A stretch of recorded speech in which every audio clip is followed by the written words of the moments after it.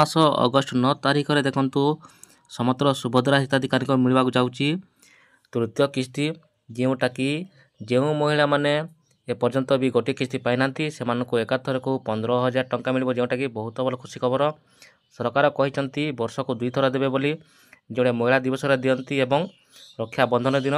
ତ ଆସନ୍ତା ମାସ ଅଗଷ୍ଟ 9 ତାରିଖରେ ଦେଖନ୍ତୁ ରାକ୍ଷୀ ପୂର୍ଣ୍ଣିମା ପଡ଼ୁଛି। ସେହିଦିନ ଦେଖନ୍ତୁ ଯେଉଁ ମହିଳାମାନେ ପ୍ରଥମ କିସ୍ତି ପାଇନଥିବେ, ଦ୍ୱିତୀୟ କିସ୍ତି ପାଇନଥିବେ, ତ ସେମାନଙ୍କୁ ଏକାଥରକୁ 5,000 କରି 3ଟି କିସ୍ତିର ଦେଖନ୍ତୁ 15,000 ଟଙ୍କା ମିଳିବ।